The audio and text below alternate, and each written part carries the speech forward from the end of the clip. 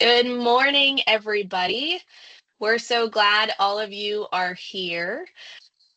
Welcome to the Church Benefits Board Benefits Briefing. This is a quarterly webinar that we host for our administrators of churches and nonprofit employers within our plan, just to try to give you some helpful tips and information about benefits and how to do them better and more efficient for your organization. So today we're excited to go through a top 5 list of things that you as administrators and employers should be keeping in mind every year on an annual basis regarding your retirement benefits. My name is Jenny Clore. I'm the Vice President of Church Benefits Board, and I'm joined here with Nicole Averett, our Director of Benefits. So before we jump in, we're going to do just a little bit of housekeeping, and then I'll share my screen and we'll get started. Hi, everybody. It's great to see everyone. Just a few housekeeping items before we begin. We ask that you stay muted during the presentation.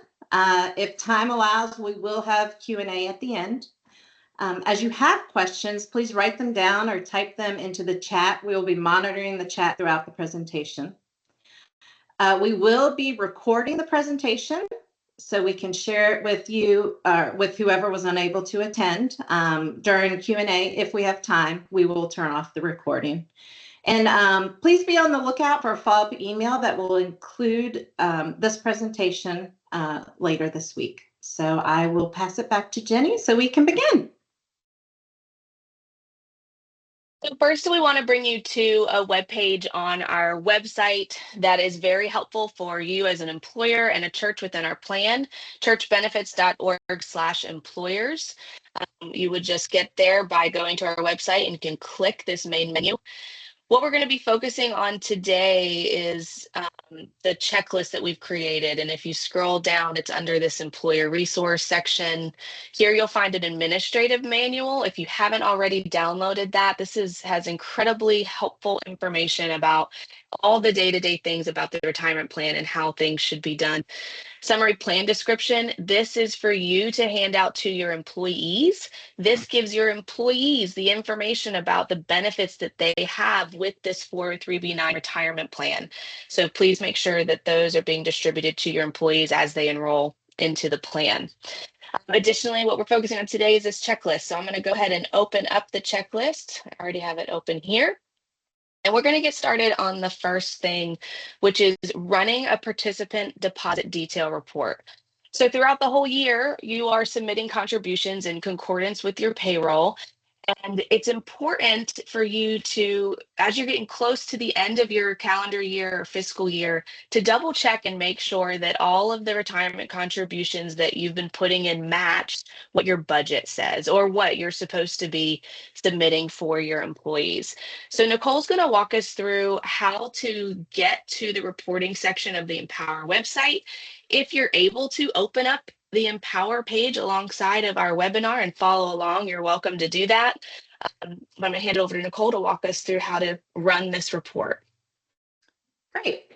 So to run the report, you will go over on the left-hand side of your screen under Plan Summary. You'll see Reports and click on the arrow, and then you'll click on Standard Reports. The easiest way to find the participant deposit detail report is by just simply using the search and just type in participant deposit detail. And once you have pulled that up, it would be great just to add that to your favorites. You just simply click on the star, and then you'll have quick access next time to this report. So then I just want to go through filling out the criteria for the report. First is the division. You will click on division. Usually you only have or see one division, but if you submit for multiple organizations, be sure that you select the correct division. Date indicator will always be payroll date. Your money source, you want to click on all money types. Deposit type will be payroll contributions. And report type, here you have two options. You could either click on summary or detail. Summary, I would start there. And then if something looks off, then I would pull the more detailed report. The detailed report will list each contribution that you've submitted separately. And we're going to show you both examples of that in just a moment, the difference between the two. Yes. Subtotals will be exclude. And then participant identifier, I would use protected Social Security number. It's just for security purposes, it's best not to have the full Social Security number up there. So protected Social Security number. Sort order would be participant's name.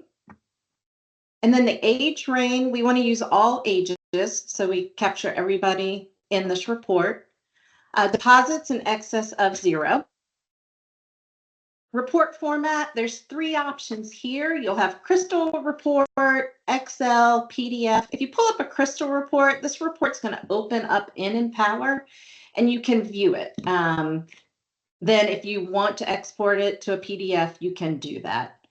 If you were to select Excel, which is normally what I would use, this will enable you to format data as it's needed.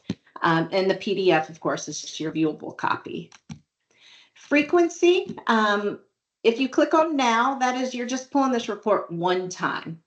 You could schedule it if you want to pull this report weekly, monthly, and quarterly. You could schedule it so it will create this report weekly, monthly, or quarterly. Yep. And what's nice about that, it's auto-generated, so you don't have to think about it. You'll just get an email when they pull the report if you want a reminder every quarter to check these deposits. So cool. Yes, thanks. And then you'll just click on the beginning date that you want this report to start and the ending date that you would like the report to end. Email notification, then you'll receive an email when the report is ready to view, and then you can go back to reports, and under my reports page, you'll be able to pull up that report. Yep. So this is where, can you see, this is where once you pull a report, all your reports for the last 30 days will be listed on this My Report tab. Since we just pulled this one, it's running. And like Nicole said, you'll get an email once it's done. Sometimes you can hit refresh and they usually come back very quickly. So now we're going to just show what those different reports look like. This is an example of the summary PDF. So that if you chose that option that you're doing just the summary and you selected PDF, it's going to have your employees listed and then a total for the time period that you selected for the year. So that's an easy way for you to say, okay, for so-and-so, Joe Smith, we were supposed to contribute $8,924. Then you go look at your budget. Where should you be at this point in the year? Yes, you're on track. If something looks amiss or the totals don't match, then it is best to go in and pull the detail report. And this is with every payroll, you're going to see the deposits that were made and the money source that each deposit was going towards.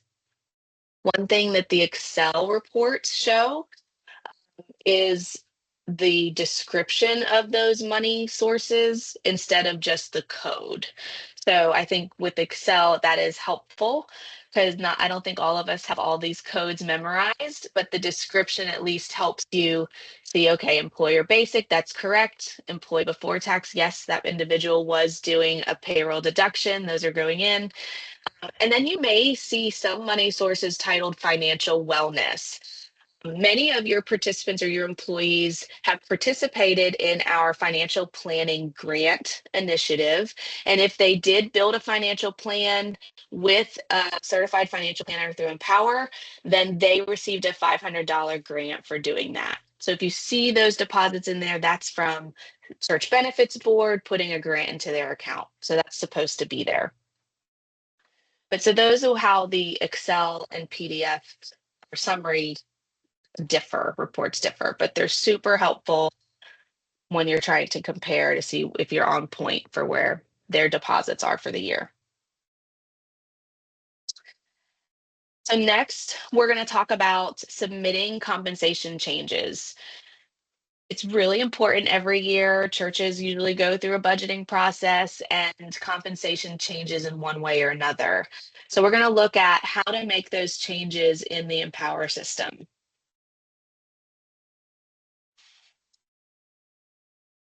So when you go to Empower, and Nicole, do you want to walk us through just Sure. these steps? Sure. Yes. So again, over on the right-hand side, you will go under participants and you will search employee. And then you can put your division name in, click search, and then just click on the participant that you would like to change the salary for. Under tools, you'll click on the blue button that says employee detail. And then the first section that you will come to is compensation. So over on the right-hand side, there's a blue edit button. If you click on the blue edit button, this brings you to where you can enter income data. Now for the salary, you always want it to be the full annual compensation, which would be all taxable income and housing allowance. So you'll just type in that salary there.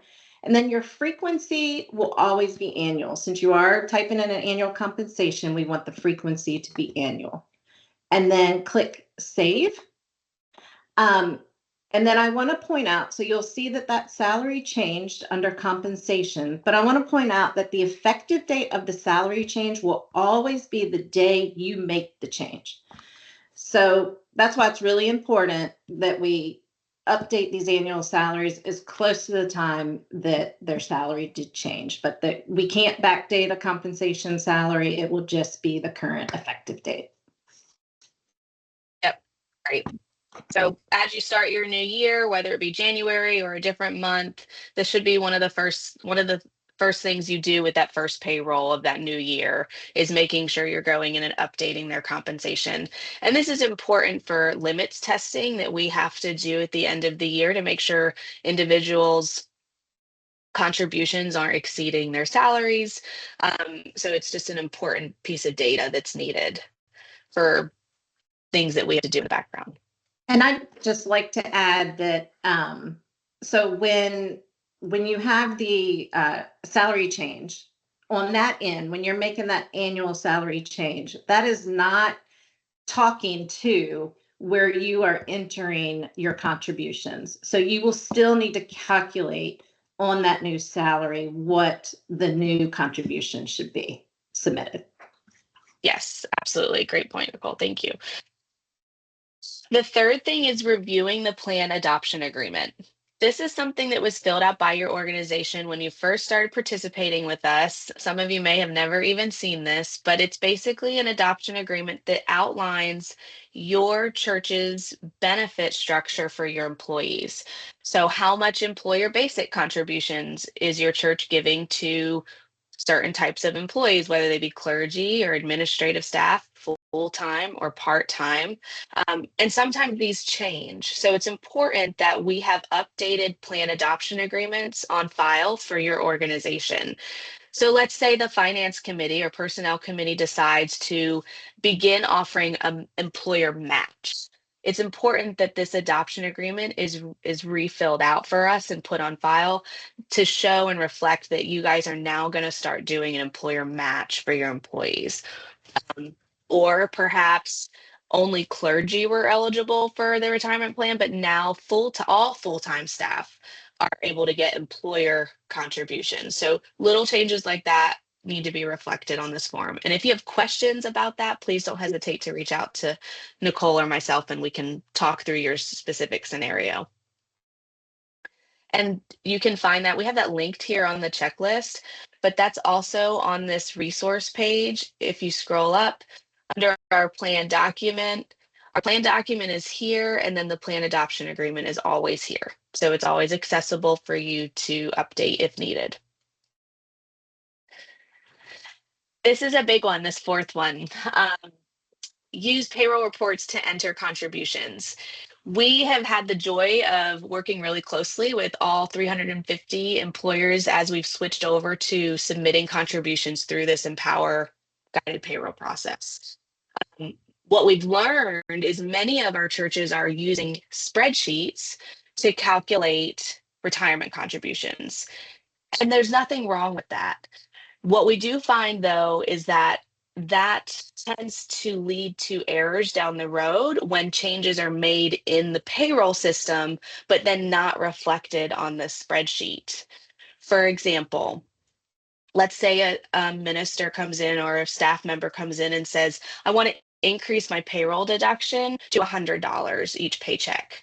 So you make that change in the payroll system, you're taking that money out of their paycheck, but yet we forget to make that change on the spreadsheet.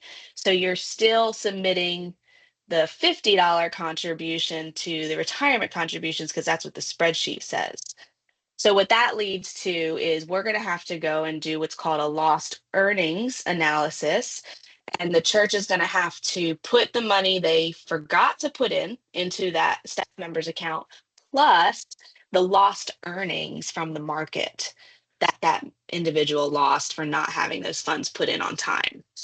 So what we suggest is every payroll software has the ability to enter the retirement liabilities that the employer has. So if you take some time on the front end and you tell your payroll provider, well, whether it be QuickBooks, ACA, ACS, Gusto, Paychex, and you let them know what the retirement liabilities are, whether it could be 10% employer, you're matching. If you set that up on the front end, you'll be able to pull what's called a payroll liabilities report from each pay period. And we have a sample of what one looks like here. And that's what you would go off every pay period to submit your contributions. And it just helps to make sure that what's actually happening with your payroll and your retirement is what is being submitted for that pay period into Empower and the employee's retirement accounts. Um, Usually the report looks something like this. It's going to have the pay period. It's going to have your employees listed, their gross pay, the salary deferral that was taken out of their paycheck, any Roth contributions they've decided to do, and then the employer's liability for that pay period and the total contributions. So this is something we just really encourage you to look into. If you're not doing it already, call the customer service representative for the program that you use. They should be able to help you get this set up. Nicole and I aren't payroll experts or CPAs. We'll help as much as we can, but we just really encourage you to reach out and try to get this set up in your specific system. Nicole, is there anything else to add to that? No, I think you covered it. I will say that if you don't work with a payroll company, Gusto is especially user friendly. We Yep. use them and we really like them. So, and again, it just by using a payroll report to submit your contribution, it alleviates any mistakes that could be happen.